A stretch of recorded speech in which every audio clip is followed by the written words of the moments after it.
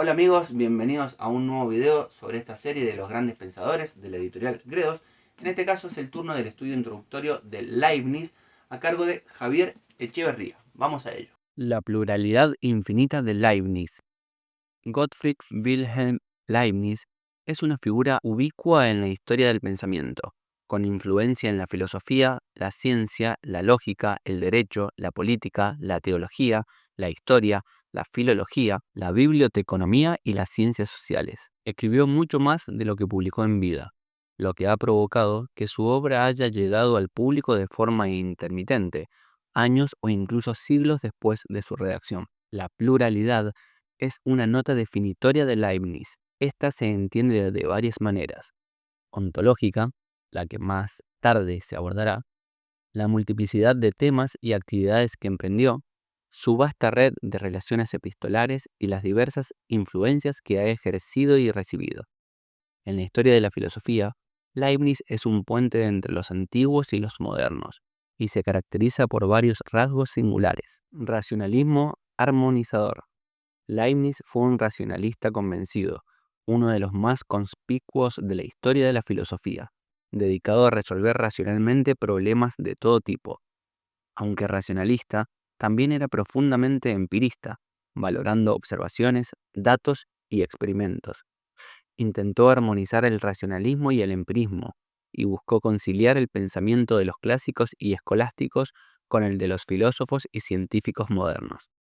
Su postura conciliadora, denominada racionalismo inclusivo o racionalismo armonizador, se extendió a su vida práctica y a otros campos como la política y la teología. Pluralismo ontológico.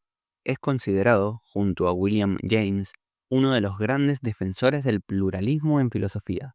Su ontología pluralista afirmó la existencia de una pluralidad de mundos posibles, que el mundo existente está compuesto por una infinitud de sustancias individuales, mónadas, y una pluralidad de principios lógicos y filosóficos. Interrelación filosófica y científica. Fue capaz de mantener una estrecha relación entre la reflexión filosófica y la investigación científica, al punto de ser comparado con Aristóteles por sus variadas aportaciones a las ciencias formales y físico-naturales.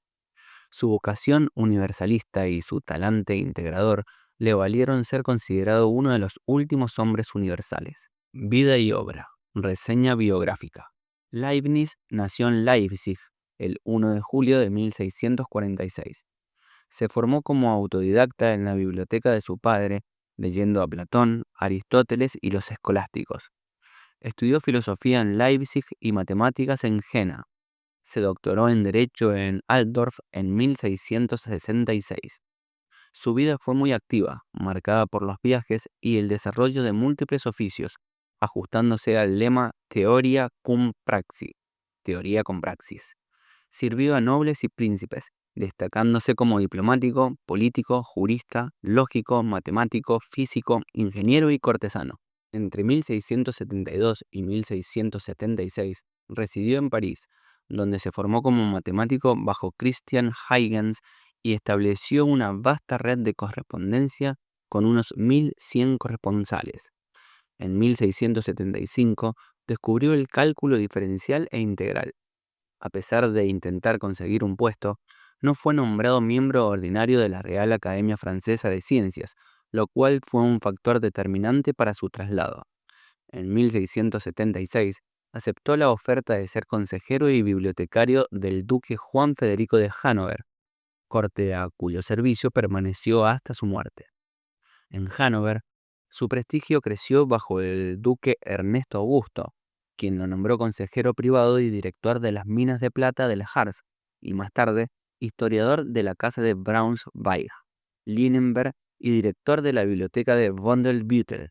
En esta época, publicó su única gran obra de madurez, la Teodicea, 1710, aunque escribió otras fundamentales como el Discurso de Metafísica y la Monadología. El declive. Sus últimos años, 1712-1716, fueron de amargura. Perdió apoyos clave en Hannover y Berlín, y el nuevo rey, Jorge I, lo marginó y le prohibió viajar.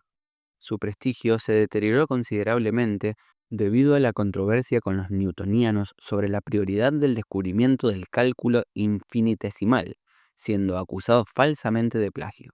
Murió en 1716 y sus restos fueron enterrados en una tumba sin nombre, y la corte de Hannover ordenó que todos sus documentos y manuscritos, incluyendo obras maestras inéditas, fueran ocultados, condenándolo a ser un autor póstumo. Claves del pensamiento leibniziano. Aunque las obras de Leibniz cubren prácticamente todos los conocimientos humanos, su filosofía se puede resumir en 4 claves. A. Sustancialidad de los individuos. La monadología.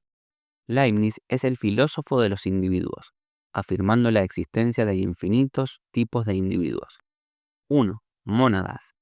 Son sustancias simples sin partes que entran en los compuestos.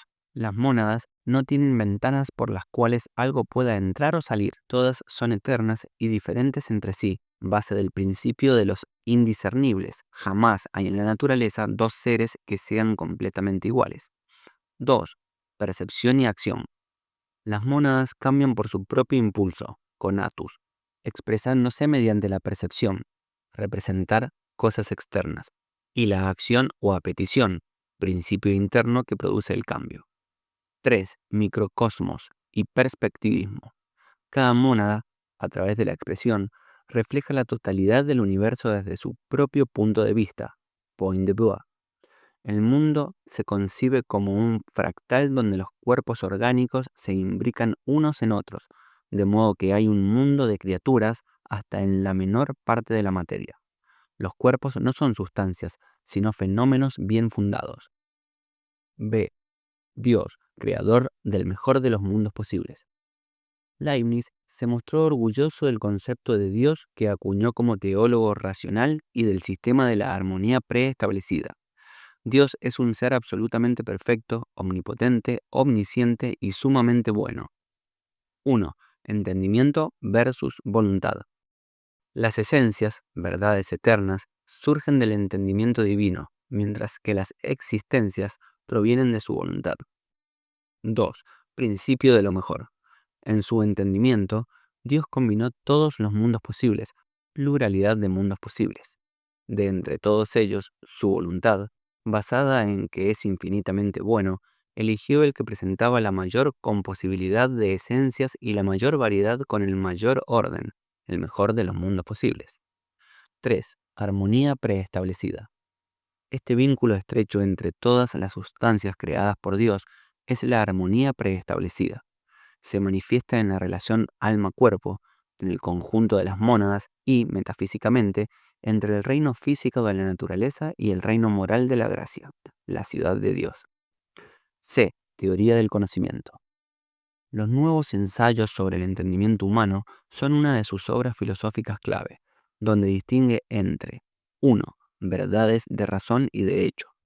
Las verdades de razón, lógica, matemáticas, pueden ser conocidas por la razón con independencia de los sentidos. Las verdades de hecho, contingentes, se conocen a través de los sentidos. 2. Grados del conocimiento. El conocimiento siempre puede mejorarse, admitiendo grados de claridad, distinción y adecuación. 3. Principios del razonamiento. El razonamiento está guiado por principios, destacando el principio de no contradicción y el principio de razón suficiente. El principio de razón suficiente establece que ningún hecho ni enunciación puede ser verdadera sin una razón suficiente que determine por qué es así y no de otro modo. Además, el principio de continuidad es una ley física importante que afirma que la naturaleza no hace nunca saltos. D. Ciencia, tecnología y característica universal.